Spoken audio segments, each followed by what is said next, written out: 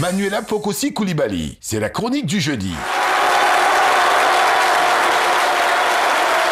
Alors, cher public, chers téléspectateurs, avant de vous donner quelques chiffres, j'aimerais juste prolonger la question de Philo qui demandait comment prévenir. Alors, sachez qu'en France, pour faire le point avec l'international, le gouvernement français a organisé un Grenelle sur les violences conjugales parce que ce phénomène a pris une telle ampleur là-bas qu'il a fallu s'en occuper en 2019. Et le gouvernement français a tenté d'innover en instaurant des centres d'appel non plus destinés aux victimes uniquement de violences conjugales, mais aux auteurs des violences conjugales. C'est-à-dire que ces hommes violents, qui sont parfois pris de pulsions, peuvent contacter un numéro spécial où des psychologues répondent à l'autre bout du fil. Et en fait, en s'entretenant comme ça avec les psychologues, ça leur permet de tenter de maîtriser la colère, d'éviter de passer à l'acte ou encore de récidiver. Voilà.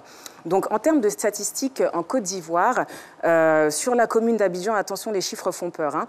En 2018, le ministère de la Femme, de la Famille et de l'Enfant a révélé que 91,91% des femmes avaient déjà été victimes de violences conjugales. Et en 2019, sur la commune seule d'Abidjan, l'Organisation des citoyens et des citoyennes pour la promotion et la défense des droits des femmes et minorités a révélé que 70% des femmes étaient victimes de violences domestiques. Et quand on regarde la répartition de ces chiffres-là, on se rend compte qu'au niveau social, il n'y a pas de différence. C'est-à-dire que les violences conjugales touchent autant les foyers aisés que les foyers démunis. Exactement. Voilà.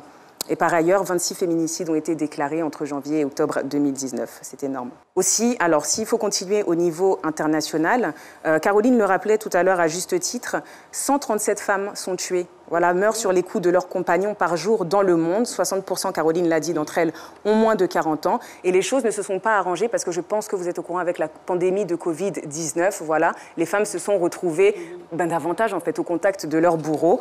En France, par exemple, ces violences conjugales ont augmenté de 36%.